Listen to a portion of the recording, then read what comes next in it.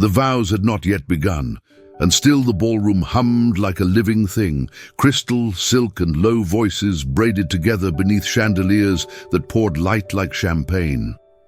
Staff vanished along the edges, florals clung to archways, a string quartet stitched the air with quiet elegance. Near the aisle, a bridesmaid steadied a bouquet that was not hers. She kept her chin lowered, her posture composed, a study in discretion. Her name was Clara Reyes, and she had perfected the art of being unremarkable. Across the room stood Damien Hale. Headlines called him the shadow behind half the city's skyline, a man whose signature could tilt markets before sunset. Tonight, he was merely a guest, impeccable tuxedo, measured smile, eyes that missed nothing. He was conversing without listening, a predator feigning sleep among swans. Clara felt his gaze before she found it. It pressed against her skin like light through glass. She turned slightly, wishing only to disappear into the symmetrical comfort of flowers and lace. The quartet shifted to a softer adagio. Her breath snagged. "Don't look at me," she whispered, a plea meant for no one, a reflex of a life lived outside of notice. But Damien did not turn away. The line of his jaw remained carved in control, yet something loosened in his stare, as if he recognized not her face, but the tension of someone who understood how to vanish. Around them, conversations fluttered, cameras clicked, the wedding planner gestured. Nothing in the choreography accounted for this single, uninvited thread. Clara refocused on the bouquet. If she held still enough, waited long enough, the moment would pass. And yet the strange weight of his attention did not lift. It settled instead, quiet, relentless, like a promise neither of them had made. The ceremony unfolded with precision, every gesture rehearsed, every smile measured. Guests leaned forward as the bride glided down the aisle, her gown trailing like liquid ivory. Applause rippled softly, cameras caught every angle, and yet Damien Hale's eyes did not follow her. They remained fixed, unwavering, on the bridesmaid who stood silently at the side, as though the entire event depended on her stillness. Clara shifted her weight uneasily. She had learned long ago that to be noticed was to invite questions, judgments, dangers she could not afford. She focused on the flowers in her hands, their fragrance sharp against the pounding of her heart. But no matter how firmly she stared downward, she felt the unmistakable pull of him. Why him? Why now? He was a man carved from headlines, a figure who belonged to glossy magazine covers and news anchors, not to her quiet, invisible world. And yet here he was, refusing to release her from the net of his attention. When the vows were spoken, Clara let the words wash over her like distant thunder. The crowd sighed at declarations of eternal love, but she remained frozen, wondering if he would finally look away. He didn't. As the kiss sealed the union and applause thundered, Damien's expression did not shift with the crowd's joy. Instead, his gaze sharpened, not predatory but searching, as if he had seen a truth in her she had worked her entire life to bury. Clara dared one glance upward. Their eyes met for only a second, but it was enough to shake her. The billionaire, feared and admired by all, had ignored an entire wedding to watch her, a woman who had begged to be unseen. And in that fragile instant, Clara understood that silence would no longer protect her. The reception burst alive with champagne toasts, laughter and music that swelled into the vaulted ceilings. Guests crowded the dance floor, their jewels flashing beneath the chandeliers, while servers weaved carefully with silver trays. It was a spectacle of opulence, the kind Clara had always known she would watch from the edges. She stood near a column, bouquet now discarded, her duty complete. From here she could vanish into the pattern of the room, just another bridesmaid, smiling politely, her presence drowned beneath the grandeur. Yet even here she felt it, the pull of his gaze, steady and unyielding. Damien Hale had not moved far. He stood among a circle of dignitaries and financiers, the kind of men who chased him for favors, who studied his smallest gesture as though it were scripture. He gave them nods, the occasional practice smile, but his attention betrayed him. Again and again, his eyes found her. Clara's breath caught when she realized he was no longer hiding it. He wasn't subtle, wasn't pretending. His stare was open, deliberate, as though he wanted her to know. The fearsome billionaire, a man known for dismantling rivals with a single word, was wasting his rarest commodity, attention, on her. She turned away sharply, cheeks flushed. "Don't look at me," she repeated in her mind like a prayer. But the words had lost their strength. No wall she built seemed enough to break the current flowing between them. The music shifted to a waltz, couples gliding gracefully across polished floors. Clara clasped her hands together tightly, grounding herself. She had no place here, no reason to imagine otherwise, and yet, when she risked one last glance, Damien was still there, watching her as though the rest of the world had vanished. The orchestra swelled, violins weaving into a rhythm that pulled the guests to the dance floor. Laughter rose, dresses swirled, the air alive with celebration. Clara pressed herself against the marble column, silently willing the night to move on without her, but her solitude did not last. From across the room, Damien moved. It was not hurried, not careless. Each step was precise, cutting through clusters of admirers who parted instinctively at his approach. Conversations faltered as heads turned. The fearsome billionaire rarely sought anyone out during public gatherings. And yet here he was, crossing the reception hall with his eyes locked on a bridesmaid who wished for nothing but invisibility. Clara's pulse thundered. She lowered her gaze, her body tense, but still she felt the storm of his presence as he stopped just in front of her. "Dance," he said quietly, though it sounded more like a command than an invitation. Her head snapped up, shock painted across her face. "I can't," she whispered, clutching her hands tighter. This isn't my place." For a moment, his expression remained unreadable. Then, softer, he leaned slightly closer, his voice steady but stripped of its usual dominance. "It is, if I say it is." Clara's breath trembled. Around them, curious eyes lingered, whispers already rising. To be seen by him was dangerous enough. To stand at his side would ignite speculation she could never survive. "I told you not to look at me," she murmured, almost desperate. Damien's eyes narrowed, his voice low, certain. "And I told you, I cannot look away." The words struck her like a vow, reckless and unshakable. For the first time that night, Clara realized this was not a passing glance. It was the beginning of something she could no longer stop. Clara's refusal lingered in the air, fragile as glass. For a moment, she hoped he might walk away, return to the safety of his empire of admirers. But Damien did not move. His presence anchored her in place, the weight of his gaze stripping away every excuse she could summon. The orchestra played on, couples spinning across the floor in measured circles. Their laughter felt distant, as though it belonged to another world. Clara's world had narrowed to the space between her and the billionaire who refused to turn his eyes elsewhere. "Why me?" she whispered, though she hadn't meant for the words to escape. His answer came without hesitation. "Because you are the only one here not trying to be seen." The simplicity of it unsettled her more than any lavish compliment could. She shook her head, eyes darting to the guests who were beginning to notice them. Already, whispers traveled like sparks through silk. She imagined the stories forming, speculation, scandal, ridicule. It would be her ruin, not his. "I can't afford your attention," Clara said firmly, forcing her voice to steady, but Damien stepped closer, his expression unreadable. "Then think of it as mine to afford." The words were bold, reckless even, and yet his tone carried no arrogance. It was a truth spoken by a man unaccustomed to explaining himself. Clara's chest tightened. For all his power, he seemed disarmed before her. She turned away, clutching her bouquet as though it might shield her. "Please," she murmured, "let me fade." But Damien's eyes did not waver.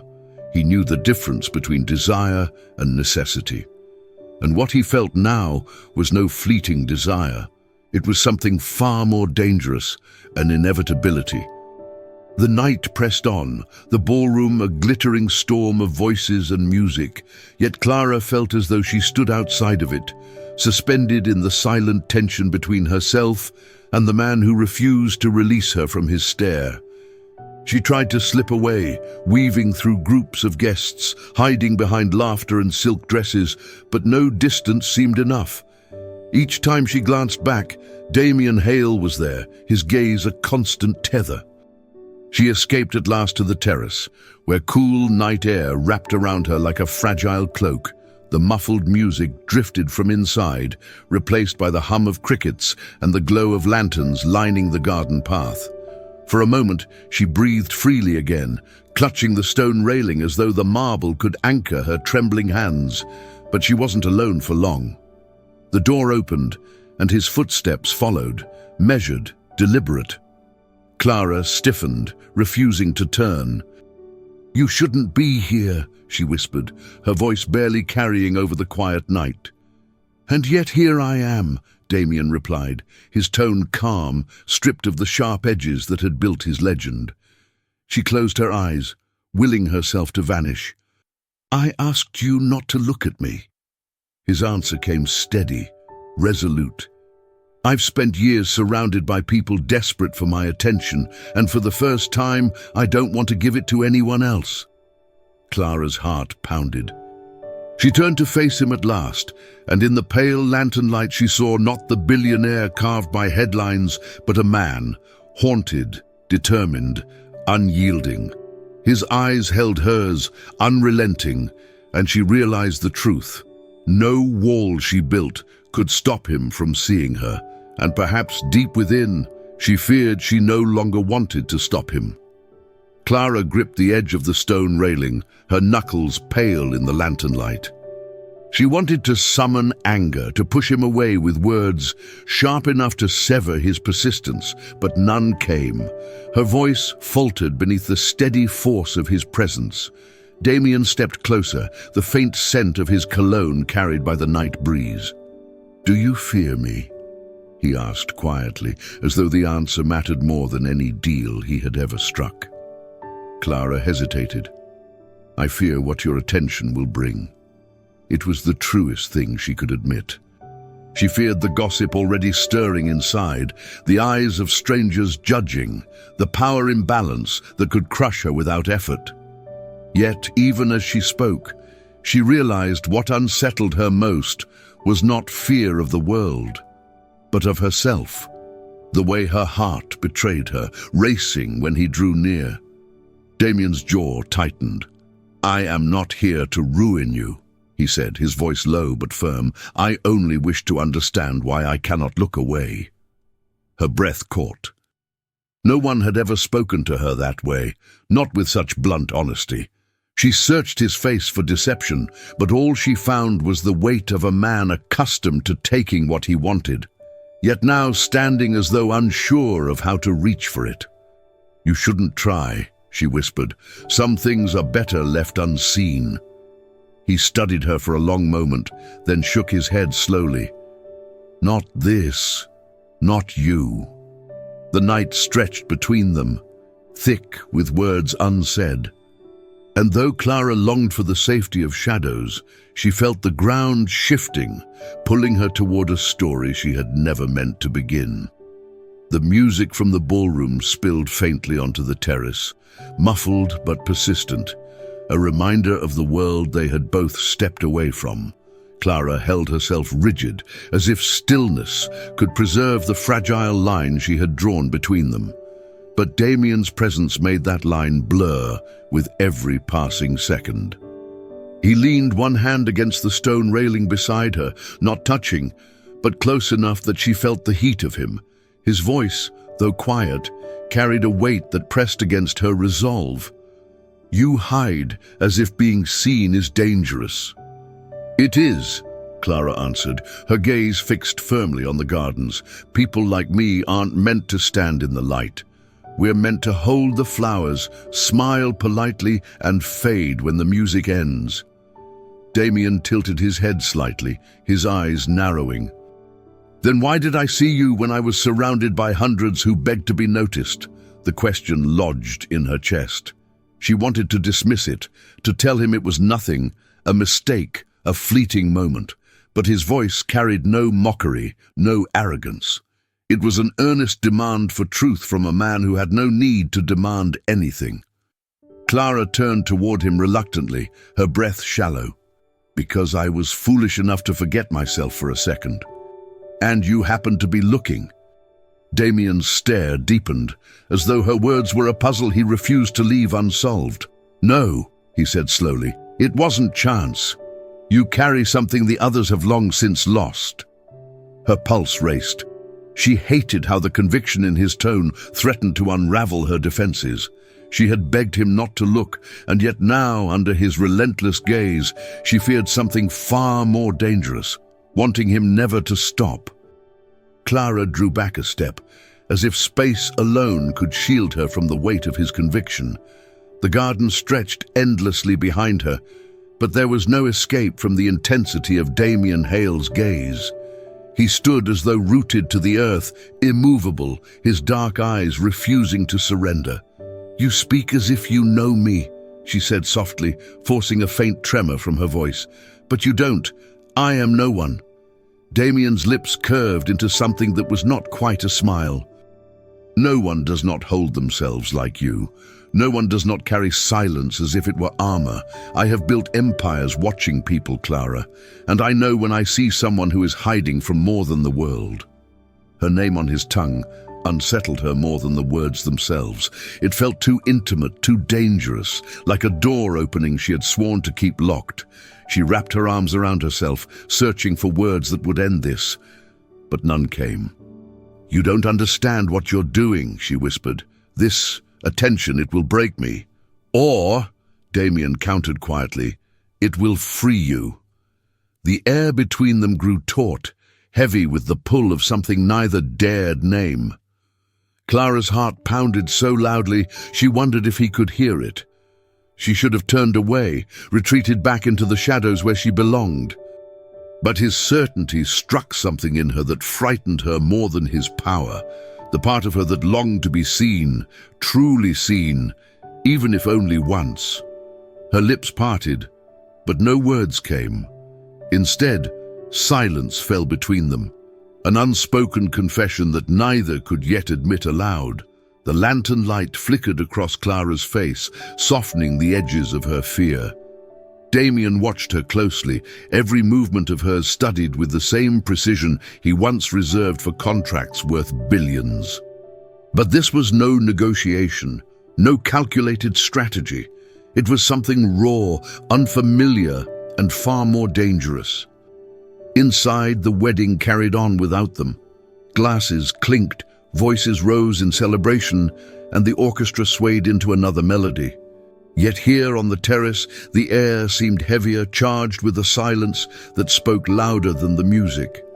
Clara finally found her voice, though it was a whisper. "Why do you insist on this? You don't know me. You shouldn't want to." Damien took a slow breath, his gaze unyielding. "Because in a room filled with perfection, you were the only one who felt real." The words lodged deep in her chest, sparking both anger and something far more fragile. She turned her head away sharply, refusing to let him see how much his honesty unsettled her. "Reality doesn't last long in your world. It gets crushed." "Then maybe I'm tired of my world," he answered, his tone heavier than he intended. For a moment, the mask slipped, and she caught a glimpse of something beneath the billionaire's steel facade, loneliness, sharp and consuming. Clara's heart clenched. It would have been easier if he had spoken with arrogance, if his words carried the entitlement she expected, but there was no demand in his voice, only a quiet confession. She closed her eyes, gripping the railing again. "You should leave me be." But Damien stepped closer, shadows and light framing him like a vow. "Even if I could," he murmured, "I wouldn't." And Clara, against all reason, realized she believed him. Clara's breath faltered. The sound of his words wrapped around her, heavier than the night air, impossible to ignore.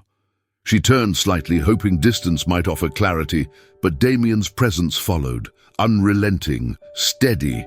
He did not move to touch her, did not demand what she could not give. Instead, he stood close enough that she could see the strain in his jaw, the flicker of conflict in his eyes. For the first time, he looked less like the untouchable titan everyone whispered about, and more like a man stripped bare by something he did not understand. "You're making a mistake," Clara whispered, her voice breaking. "Whatever you think you see in me, it isn't there." Damien's expression tightened.